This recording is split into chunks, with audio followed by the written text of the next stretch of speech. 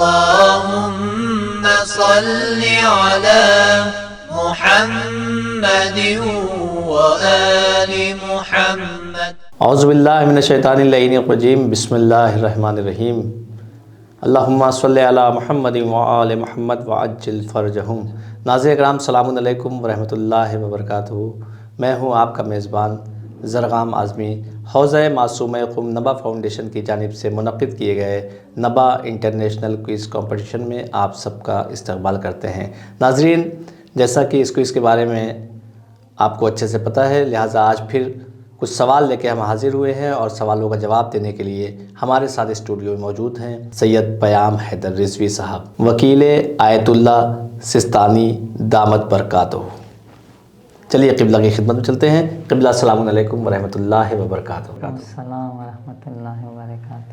قبلہ، جیسا کہ سوال کا آغاز کرتے ہیں، سب سے پہلا سوال یہ ہے کہ قرآن مجید میں تربیت سے متعلق کیا بیان کیا گیا ہے؟ بسم اللہ الرحمن الرحیم وبہ نستعین.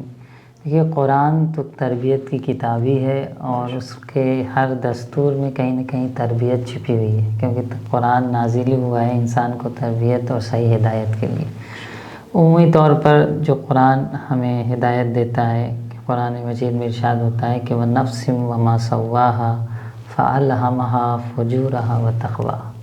قسم ہے نفس کی، یعنی انسان کی، اور اس ذات کی قسم ہے کہ جس نے اس کو بنایا ہے. کیا کہ اس کو تمام فجور، برائیوں اور تمام اچھائیوں سے نفس کو آگاہ کر دیا ہے.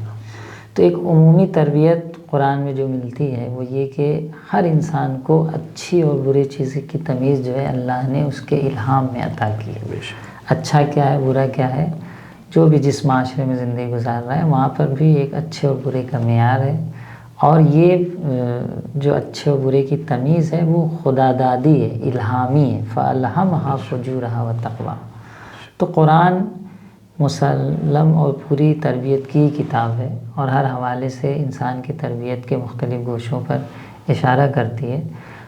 عمومی طور پر انسان کو تمام اچھائیوں سے، تمام برائیوں سے ایک حد تک جو ہے قرآن خدا نے الہامی طور پر آشنا کر دیا ہے.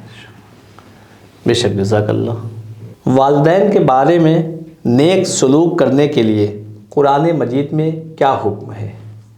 دیکھیے، والدین کی بڑی اہمیت ہے، اور قرآن نے والدین کے حقوق کے حوالے سے جو تربیتی نکات بیان کیے ہیں کہ بچوں کو چاہیے کہ والدین کی ذمہ داری کس طریقے سے ادا کریں، کیونکہ تربیت میں وہ تمام چیزیں آ جاتی ہیں جو ایک دوسرے کے حقوق ہیں.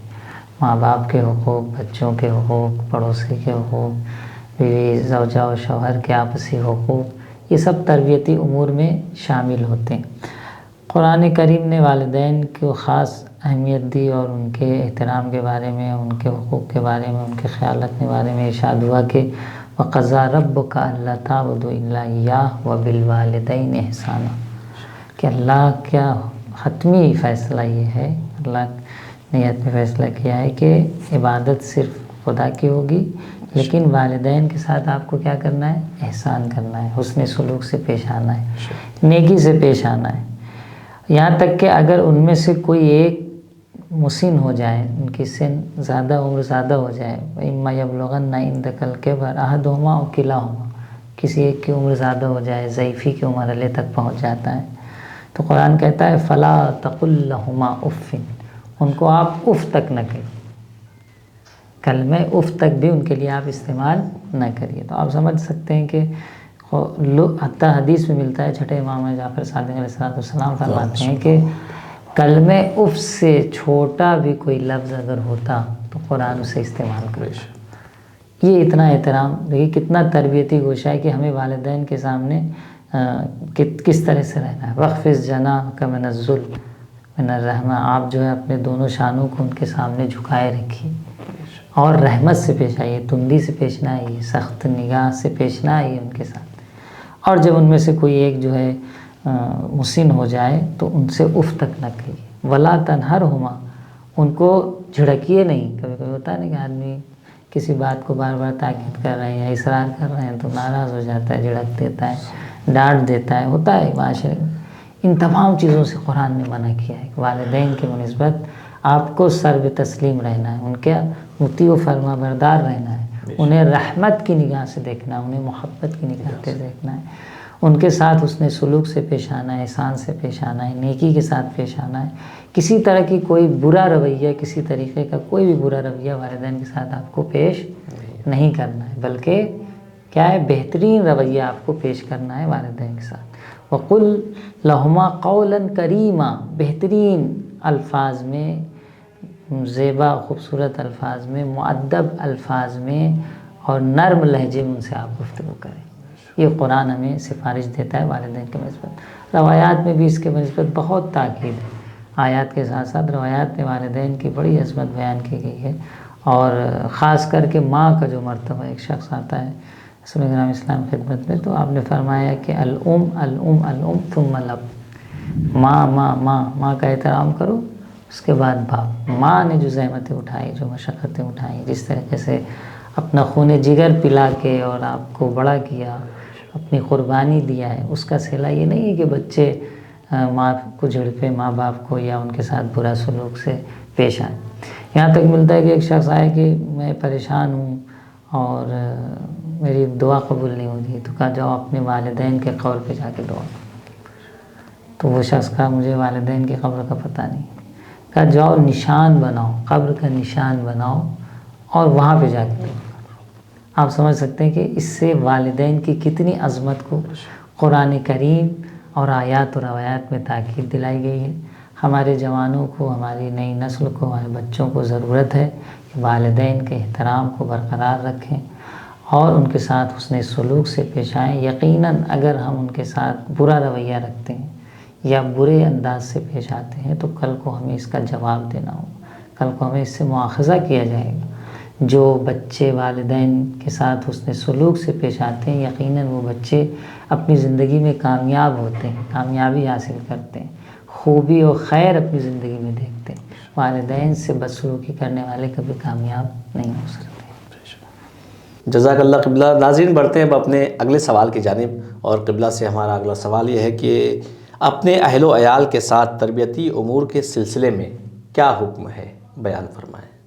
اہل و عیال کے ساتھ تربیتی امور کے حوالے سے بہت سی چیزوں کو قرآن نے دستور دیا ہے۔ مختلف آیتوں میں مختلف دستورات، مختلف نکات کی طرف اشارہ کیا گیا ہے کہ ہمیں کیسے پیش آنا ہے۔ اسے ایک جگہ ارشاد ہو رہا ہے ان اللہ یامر بالعدل والاحسان، خدا حکم کرتا ہے کہ آپ عدالت سے پیش آئیے، احسان سے پیش آئیے، وایتاء ذی القربیٰ، اور ذی القربیٰ اور رشتہ داروں کو جو ہے آپ احسان و نیکی کریے، ان کے ساتھ نیکی سے پیش آئیے، ان کے ساتھ احسان کریے، نیکی کریے، کچھ انہیں دیجیے، ان کی ضرورت پہ آپ کام آئیے۔ وَيَنْهَىٰ عَنِ الْفَحْشَاءِ وَالْمُنکَرِ، اور برائیوں سے بھی روکا ہے۔ دوسرے مقام پہ واضح طور پہ ارشاد ہوتا ہے وَأْمُرْ أَهْلَكَ بِالصَّلَاةِ، آپ اپنے اہل کو یعنی اپنے بیوی بچوں کو نماز کا حکم دیجیے۔ وَاسْتَبِرْ عَلَيْهَا، اور اس پہ صبر کریے، یعنی اس امر کرنے پر اور یہ کہ بچوں کو تربیت، ایک تربیتی نکات ہے نا کہ آپ نماز کا حکم دیں، بچہ نماز پڑھے، بیوی بچے نماز پڑھے، نہیں پڑھ رہے ہیں تو ان کے تاکید کرنا یا انہیں تنبیہ کرنا کبھی کبھی ضرورت ہے۔ جیسے کہ ہماری روایات میں ملتا ہے کہ بچہ 7 سال کا ہو تو اسے نماز کے لیے مار بھی سکتے ہیں۔ تو یہ تمام تربیتی امور میں آتا ہے کہ ہم اپنے اہل و عیال کو کیسے تربیت کریں۔ وَأْمُرْ أَهْلَكَ بِالصَّلَاةِ وَاسْتَبِرْ عَلَيْهَا، اور اس پر صبر بھی کریے کہ کیسے ان کو تربیت کرنا ہے۔ لا نسألک رزقا نحن نرزقک، اور ان کے رزق کے بارے میں ڈریے نہیں، ہم ان کو رزق دینے والے ہیں۔ آپ جو ہے ان کو اچھی چیزوں کا، نماز کا اور دوسرے امور کے دستور دیتے رہیے۔ والعاقبۃ للتقویٰ، اور عاقبت و کامیابی پرہیزگاری اور تقوی میں۔ یا جناب لقمان نے جو ہے اپنے بیٹے کو نصیحت میں کہا، کیا کہا؟ یا بنی لا تشرک باللہ، خدا کا کسی کو شریک نہ بناؤ، یعنی شرک نہ کرو۔ توحید پرستی تمہارے اندر ہونی چاہیے، خدا پرستی، توحید پرستی، خدا کو ماننا، یعنی صحیح عقیدہ، اپنے بچوں کا عقیدہ صحیح کرنا۔ عقیدت میں ایک صحیح عقیدے کی طرف بھی اشارہ کیا جا رہا ہے اس قول میں۔ جناب لقمان جو اپنے بیٹے کو، یعنی شرک نہ کرو، اور دوسرے بھی جو عقائد ہیں وہ بھی آپ صحیح کریے، جیسے خدا کے بنسبت، رسول کے بنسبت، اہل بیت کے بنسبت، قیامت کے بنسبت، یعنی اپنے بچوں کو صحیح عقیدہ سکھائیں اور صحیح دین سکھائیں، یہ ہماری ذمہ داری ہے۔ دوسری مقام پہ ارشاد ہوتا ہے کہ قو انفسکم واہلیکم نارا التی وقودها الناس والحجارہ، آپ اپنے نفس کو اور اپنے اہل و عیال کو جہنم کی آگ سے بچائیے کہ جس کا ایندھن یا تو لوگ ہوں گے یا پتھر ہوں گے، وقودها الناس والحجارہ، یا پتھر ہوں گے۔ تو آپ سمجھ سکتے ہیں کہ قرآن نے مختلف مقامات پر اہل و عیال کو تربیتی حوالے سے دستور دیا ہے۔ یا دوسرے مقام پہ ارشاد ہوا کہ وَلَا تُصَعِّرْ خَدَّكَ لِلنَّاسِ، آپ اپنے چہرے کو، جناب لقمانی نصیحت کرتے اپنے بیٹے سے کہ لوگوں سے چہرہ پھیر کے مت چلو، بلکہ اچھے طریقے سے خوشحال چہرے کے ساتھ، حشاش و بشاش چہرے کے ساتھ ملیے، چہرہ پھیر کے نہ چلیے، یعنی غرور و گھمنڈ میں نہ چلیے۔ تکبر اللہ کو نہیں پسند، گھمنڈ اللہ کو نہیں پسند۔ اور الکبر و ردا، یہ حدیث میں ہے کہ کبر اور گھمنڈ میری ردا ہے، میری چادر ہے، میری ردا ہے، اور یہ کسی اور کو ذبح نہیں دے، خدا کے لیے صرف ہے۔ غرور و کبر صرف خدا کے لیے، اس کے علاوہ آپ گھمنڈ میں چل رہے ہیں۔ وَلَا تَمْشِ فِي الْأَرْضِ مَرْحًا، زمین پہ اکڑ کے مت چلو، اپنے چہرہ پھیر کے نہ چلو۔ ان اللہ لا يحب كل مختال فخور، خدا گھمنڈ کرنے والوں کو دوست نہیں رکھتا ہے۔ تو یہ تمام تربیتی نکات ہیں جو قرآن نے مختلف انداز میں، کبھی جناب لقمان کی اپنے بیٹے کو نصیحت، کبھی والدین کے حقوق کے شکل میں، قرآن مختلف انداز میں بیان کر رہا ہے۔ تو ہمیں ان نکات کی طرف توجہ کرنا ہماری ذمہ داری ہے کہ ہم ان نکات، اخلاقی اور تربیتی نکات کی طرف توجہ کریں، اور قرآن جو کہ ہماری کتاب ہے اور وہی ہمارے لیے مشعل راہ، مشعل ہدایت ہے، اس کو ہم فالو کریں۔ بے شک بہت مطمئن جواب تھا قبلہ کا، ناظرین بھی مطمئن ہوں گے۔ ناظرین بڑھتے اپنے اگلے سوال کی جانب۔ استاد اور شاگرد کے درمیان قرآن مجید میں کن تربیتی نکات کی طرف اشارہ کیا گیا ہے؟ تفصیل سے بیان فرمائیں۔ بہت خوبصورت سوال آپ نے کیا ہے۔ یقیناً تربیتی حوالے سے قرآن میں بہت سے موضوعات کا ذکر ہے، اس میں سے استاد شاگردی کے جو آداب ہیں، جو تربیت کے نکات ہیں، اس کی طرف بھی قرآن اشارہ کرتا ہے۔ کہ ہم دیکھتے ہیں کہ جب قرآن اس واقعے کو بیان کرتا ہے کہ جس میں جناب موسیٰ کو حکم دیا گیا کہ وہ جائیں جناب خضر کے پاس تعلیم حاصل کریں، تو بظاہر جناب موسیٰ پیغمبر بھی تھے، اولو العزم بھی تھے، اس کے باوجود جناب خضر کو پاس بھیجا گیا نا۔ اس میں ایک بیک گراؤنڈ ہے کہ جناب موسیٰ کے دل میں تھوڑی دیر کے لیے خیال آیا کہ زمین پہ مجھ سے بڑا، مجھ سے بہتر، مجھ سے بڑا عالم کوئی نہیں ہے۔ تو خدا نے اس غرور کو ختم کرنے کے لیے کہا کہ جاؤ، ایک شخص اور ہے، اس کے پاس تمہیں علم حاصل کرنا ہے۔ تو میں تو یہ سوچ رہا تھا کہ مجھ سے بڑا عالم ہے، مجھ سے بڑا بہتر، مجھ سے بہتر انسان نہیں ہے زمین۔ تو ان کو جب بھیجا گیا جناب خضر کے پاس، تو جناب خضر نے کہا کہ آپ کو اس وقت میں تعلیم دوں گا کہ جب آپ میرے ساتھ رہیں گے اور صبر کریں گے۔ اسے سمجھ میں آتا ہے کہ علم حاصل کرنے میں شاگرد کے لیے صبر کا ایک اہم رول ہے۔ اور یہاں تک کہ جناب خضر نے یہ بھی کہا کہ انک لن تستطیع معی صبرا، آپ میرے ساتھ صبر نہیں کر پائیں۔ کہا نہیں، میں صبر کروں گا۔ پھر وہ پوری داستان ہے کہ جناب موسیٰ و خضر چلے اور وہ کشتی نظر آئی اور کشتی میں سوراخ کر دیا، موسیٰ نے اعتراض کیا، پھر آگے بڑھے، اس کے بعد ایک دیوار تھی، وہاں اہل شہر سے کھانا مانگا اور کھانا نہیں دیا، دیوار انہوں نے گرنے سے روک دیا، تو پھر اعتراض کیا کہ یہ کیسے مثلا آپ نے کر دیا۔ تو کہنے کا مقصد یہ ہے کہ پھر وہ ایک بچہ تھا اور بچے کو جو ہے کوئی ذبح کر رہا تھا، جس بچے کو جناب خضر نے مار دیا، تو انہوں نے کہا بچے کو مار دیا، جان لے لیا وغیرہ، اس طرح کی پوری تفصیل قرآن میں موجود ہے۔ تو کہنے کا مقصد یہ کہ ان تمام جو قرآن میں یہ واقعہ بیان کیا گیا ہے، اس میں ایک تربیتی پہلو ہے کہ جب ہم کسی استاد کے پاس کچھ سیکھنے جاتے ہیں تو ہماری ذمہ داری ہے کہ ہم صبر و حوصلے سے کام لیں، اور یہ نہ دیکھیں کہ وہ کیا بتا رہا ہے یا ابھی کیا آگے بتائے گا، جلد بازی سے کام نہ لیں، صبر و حوصلے سے کام لیں۔ اور علم حاصل کرنے میں بڑے چھوٹے کا بھی کوئی معیار نہیں ہے کہ مثلا اگر کسی کے پاس علم ہے تو ہم بڑے ہیں، ہم اولو العزم ہیں، نہیں۔ اگر کسی کے پاس علم ہے جو آپ کے پاس نہیں ہے تو آپ اس کے پاس، آپ کو جانا چاہیے سیکھنے، جبکہ ایسا ہوتا نہیں کہ لوگ سوچتے ہیں کہ اگر ہمارا عنوان بڑا ہے، ہمارا نام بڑا ہے، تو ہم پھر کسی اور کے پاس کیوں جائیں۔ تو بظاہر جناب موسیٰ مشہور بھی تھے، شہرت بھی تھی، اولو العزم بھی تھے، لیکن جناب خضر کے پاس بھیجا گیا۔